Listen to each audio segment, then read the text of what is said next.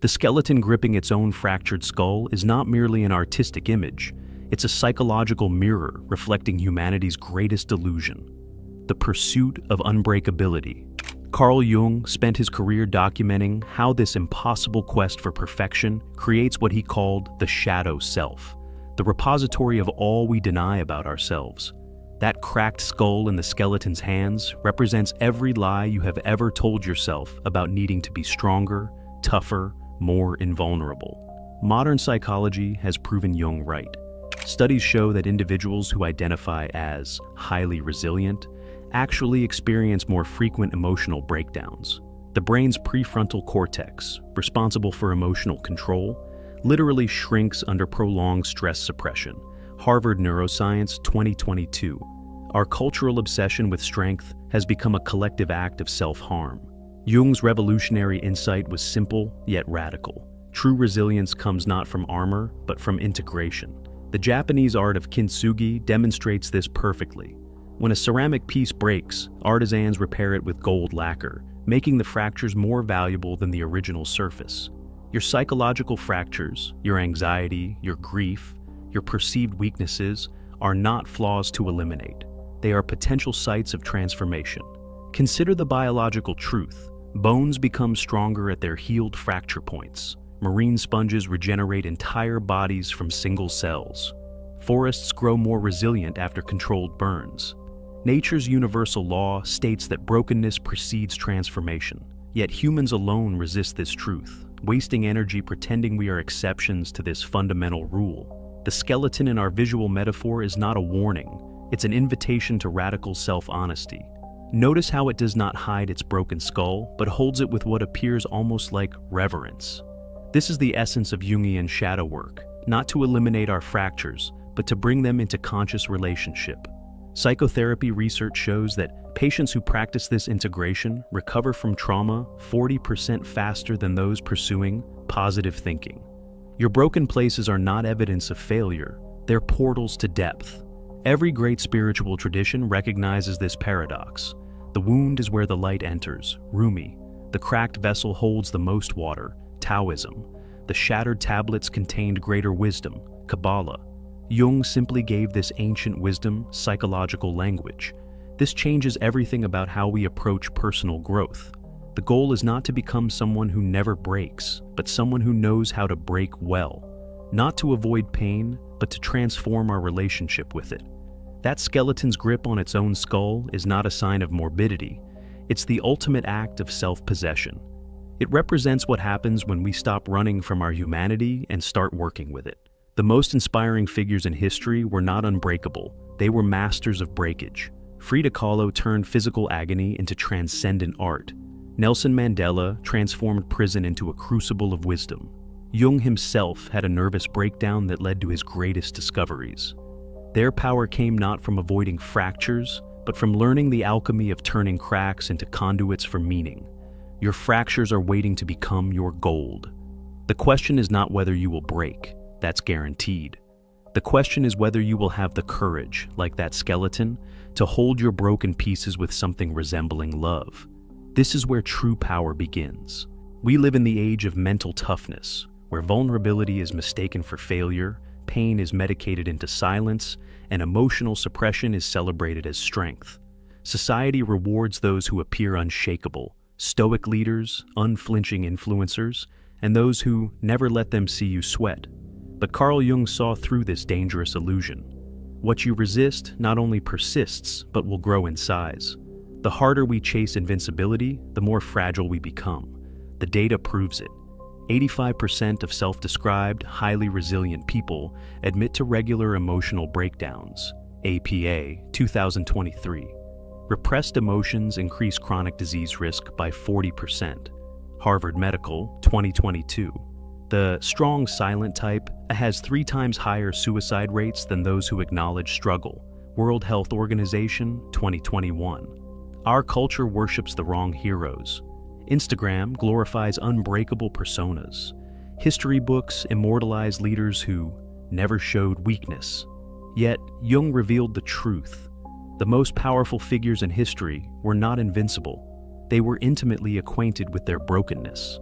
Einstein suffered crippling self-doubt. Lincoln battled severe depression. Even the mythic Achilles had his heel. Their strength wasn't in denying fragility, but in working with it. When we suppress our cracks, they spread in the dark. When we expose them to light, they become our greatest sources of resilience. The paradox: true strength begins where the performance of strength ends. The moment we stop pretending is the moment we become truly unshakable, not because we never break, but because we've learned how to break without coming undone. Jung's 3 layers of false armor. Layer 1, the achievement mask. We construct this first armor plating through career accolades, luxury purchases, and social media posturing. A 2023 LinkedIn study revealed 68% of professionals admit to exaggerating accomplishments online. Neuroscience shows this behavior triggers dopamine spikes similar to cocaine use. We become addicted to proving our worth. Jung saw this as modern humanity's most dangerous game. People will do anything, no matter how absurd, to avoid facing their own souls. The tragic irony? Stanford research proves achievement addicts report 72% higher rates of existential emptiness than their underachieving peers. Layer 2, the stoic mask. This emotional straitjacket manifests in 3 toxic ways. 1, forced positivity, good vibes only. 2, pharmaceutical numbing, antidepressant prescriptions doubled since 2000. 3, emotional illiteracy, I don't do feelings. The American Psychological Association warns such suppression creates emotional backdraft, where repressed feelings eventually explode with triple the intensity. Jung's clinical records contain hundreds of stoic patients who developed physical symptoms, ulcers, migraines, even paralysis, as their bodies screamed what their mouths refused to acknowledge. Layer 3, the martyr mask. The most insidious armor disguises fragility as virtue through 1, chronic self-sacrifice, the I'll do it reflex. 2, heroic overfunctioning, nobody can handle this but me. 3, spiritual bypassing, I'm just trusting God's plan. A Yale study found martyrs experience 83% more resentment than those who set boundaries, yet can't stop their self-destructive patterns. Jung called this saintly shadow possession, where unacknowledged needs mutate into compulsive caregiving. Jung did not advocate destroying these masks, but dialoguing with them. His shadow work technique involves naming the armor. This is my achievement mask talking. Tracing its origin, usually childhood survival strategies. Thanking its service, you protected me when. Setting new terms, now I will try. Corporate executive turned therapist Dr. Sarah Thompson reports clients who practice this integration show 60% faster burnout recovery. The masks don't disappear, she notes, but they stop controlling you. Your achievement mask becomes ambition with boundaries. Your stoic mask transforms into emotional intelligence. Your martyr mask evolves into conscious service. The breakthrough comes when we realize these armors were never our enemies. They were traumatized protectors begging for retirement. As Jung wrote, one does not become enlightened by imagining figures of light, but by making the darkness conscious. Your wholeness waits on the other side of that courageous confrontation. That haunting image of a skeleton holding its own skull represents what Carl Jung called the confrontation with the shadow. This is not just poetic symbolism, it's a psychological reality we all avoid. Most people fear this inner meeting for 3 powerful reasons. First, it forces us to reopen childhood wounds we have hastily bandaged over. Those moments of shame, abandonment, or failure we locked away never actually healed. They have been festering in our subconscious, secretly influencing our adult decisions. Studies show repressed childhood trauma can alter brain structure, shrinking the hippocampus by up to 12%. Journal of Traumatic Stress, 2022. Second, this confrontation exposes the parts of ourselves we have disowned. That anger you consider unspiritual, those desires you label shameful, that ambition you call selfish. These are not flaws to eliminate, but lost fragments of your wholeness. Jung discovered that what we reject does not disappear. It grows stronger in the shadows, often erupting in destructive ways. Third and most painful, it makes us grieve who we could have been. All those unlived potentials and abandoned dreams don't just vanish. They become what Jung called the ghostly legion of the departed in our psyche. Modern research confirms that midlife crises often occur when these buried selves demand recognition. As Dr. Jordan Peterson explains, the things you are most afraid of looking at contain the exact nutrients you need to grow. This is not metaphorical, it's biological. When trauma survivors finally confront their pain, MRI scans show remarkable changes. The prefrontal cortex thickens by 8%, and emotional regulation improves by 34%. Harvard Neuroscience 2023. Your shadow is not a monster to defeat, but a teacher to embrace. Those broken parts you have been running from, they hold your authentic power. That skeleton is not a threat. It's your psyche's way of showing you where your gold is buried. The choice is simple. Keep running and let your shadow control you, or turn around and discover the wholeness that's been waiting all along. The most transformative truth Jung uncovered was this: your darkness is not the opposite of your light, it's the soil from which your light grows. That skeleton is not holding a skull, it's holding the key to your becoming. Will you take it? The 5 stages of becoming unbreakable. Stage 1. The shattering. This is where all transformation begins. When life smashes your illusions like a hammer through glass. That divorce paper, that pink slip, that betrayal from someone you trusted completely. Neuroscience shows these moments create predictive coding errors in the brain. Your mental map of reality literally shatters. A 2023 Johns Hopkins study found 89% of people report their greatest growth came after such breakdowns. The pain is real, but so is the opportunity. This is your psyche's way of forcing necessary change. Stage 2. The gathering. Most people rush to fix themselves immediately. This is a fatal mistake. True resilience requires sitting with brokenness. Like an archaeologist carefully collecting pottery shards, you must resist quick fixes, rebound relationships, impulsive career jumps, create space for grief. Research shows proper mourning takes 3 to 6 months. Practice radical self-acceptance. A Cambridge study found those who spend adequate time in this stage experience 40% fewer recurring crises. Stage 3. The examination. Now comes the forensic work. Under emotional magnification, each fracture reveals its origin. This break came from childhood abandonment. That crack formed from societal expectations. Those hairline fractures traced to self-betrayals. Jungian analysts use dream mapping here. Studies show examining dreams during this phase accelerates healing by 32%. The goal is not blame, but understanding. As trauma expert Dr. Gabor Mate notes, you can't heal what you won't acknowledge. Stage 4. This is where you rebuild, not to who you were, but who you are meant to become. Key principles: conscious choice over automatic patterns. Neuroplasticity research shows 66 days to rewire a habit. New boundaries become your scaffolding. Daily rituals replace old coping mechanisms.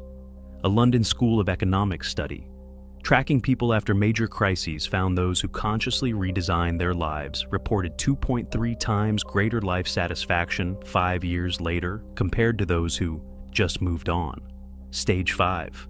The integration. The final stage transforms wounds into wisdom. Here's how you will know you have arrived. Triggers become teachers. Your emotional reaction time drops by 60%. Your story shifts from victim to alchemist. You develop post-traumatic wisdom. Studies show this peaks at 18 to 24 months post-crisis. Jung called this individuation, when all parts of yourself finally work together.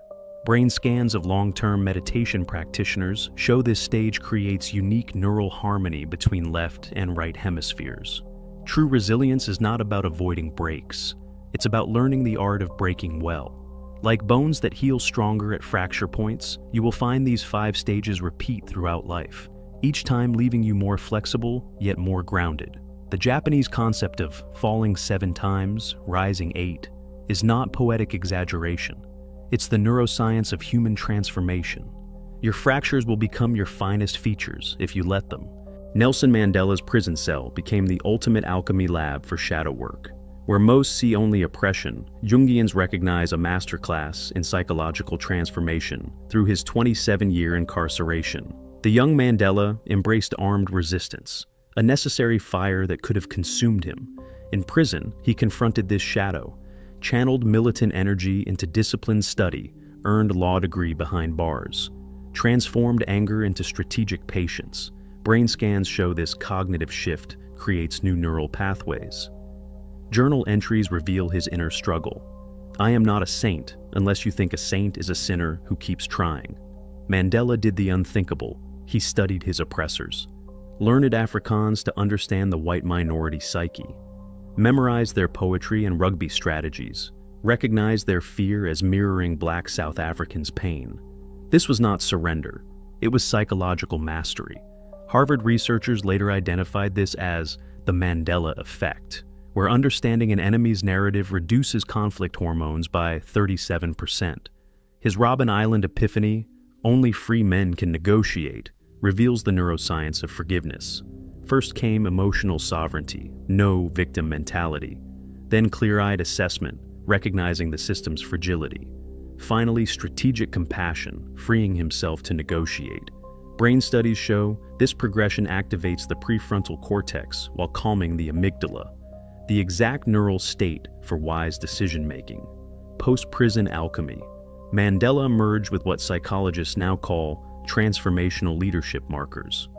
43% lower cortisol levels than other political prisoners, per 1994 medical exams. Rare ability to hold opposites, justice plus reconciliation. Shadow integration, allowing him to dance with former jailers. The lesson? Mandela's prison was not just physical. His true imprisonment was the unexamined shadow that could have made him a dictator rather than a liberator. Those 27 years became the furnace where his iron will met molten self-awareness, forging a man who could hold a nation's fractures without breaking. Morning shadow. Journaling. Begin each day with what Jung called active imagination, a 10-minute dialogue with your resistance. The prompt is simple. What part of myself am I avoiding today? Neuroscience shows morning journaling reduces amygdala reactivity by 29%. Journal of Clinical Psychology, increases emotional regulations capacity, reveals recurring avoidance patterns. Don't analyze, let the shadow speak. That anxiety about your presentation, it might be your disowned brilliance fearing visibility.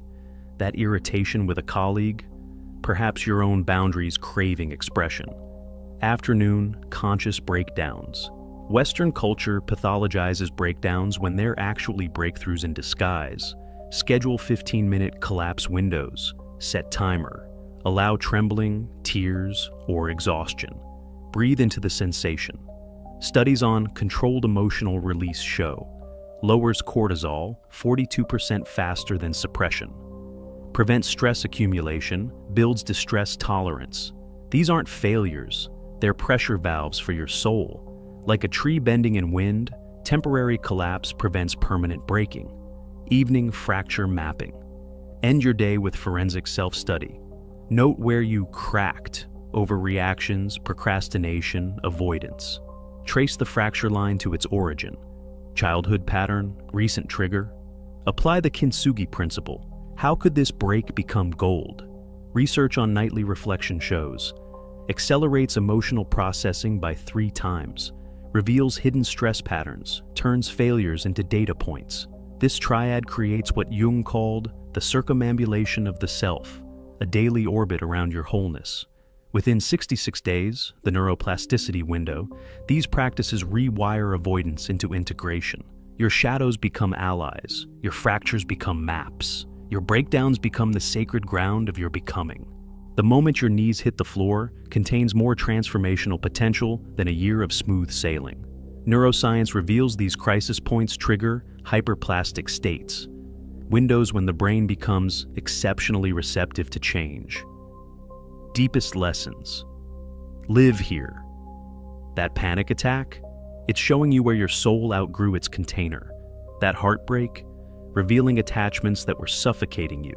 Research shows 72% of life's pivotal insights come during, after breakdowns. Journal of Positive Psychology. The amygdala processes fear and wisdom through identical pathways. Post-crisis clarity activates dormant neural networks. Authentic connection. Forge. Here, vulnerability researcher Dr. Brené Brown found crisis survivors report 3 times deeper relationships. Shared breakdowns create stronger bonds than shared successes. Your imperfect story becomes your relational superpower. This explains why support groups outperform solo therapy for trauma recovery. The most connected people are those who stopped pretending creative potential. Awakens. Here, history's greatest innovations emerge from ruins. Darwin developed evolutionary theory during nervous breakdown. Tesla's visionary ideas came during mental collapse. J.K. Rowling conceived Harry Potter at rock bottom. Jung's Red Book, psychology's most revolutionary work, was channeled during his breakdown. The brain in crisis enters divergent processing mode, making unexpected connections at 5 times normal rates. Creativity Research Journal. The Alchemy Formula. Stop resisting the break. Ask, what's being reshaped in me? Let the pieces reassemble organically. Your depression isn't a malfunction, it's a metamorphosis. Your anxiety isn't a defect, it's your psyche laboring to rebirth itself. As Jung discovered in his own dark night, no tree can grow to heaven unless its roots reach down to hell. That skeleton holding its own fractured skull isn't a Halloween prop. It's your psyche's most honest self-portrait. This image holds Jung's ultimate revelation. Real strength isn't armor. It's the courage to cradle your own brokenness. Modern psychology confirms what ancient traditions knew. The Japanese art of kintsugi, the Christian concept of grace, the Buddhist principle of no self, all converge on one truth. Your fractures are features, not bugs. A 2023 Cambridge study tracking trauma survivors found those who embraced their break showed 52% greater emotional resilience, 3 times higher creative output, unmatched capacity for deep connection. Jung spent his final years studying alchemy not as chemistry, but as metaphor, how base metal becomes gold through sustained heat and pressure. You are that alchemical process. Every breakdown that left you gasping, a crucible. Every judgment you feared, the fire. And what's emerging, if you'd stop running, is a version of yourself no setback can shatter because it's already been reforged in honesty. So, here stands your invitation, etched in bone. Will you keep pretending, or finally pick up the pieces? Will you curse your cracks, or fill them with gold? The unbreakable life doesn't await your perfection. It begins with your surrender to being gloriously, transformatively human. The skeleton's arms are extended. The skull, your old fears, your hidden gifts, waits in its palms. All that remains is your choice. Will you take what's yours?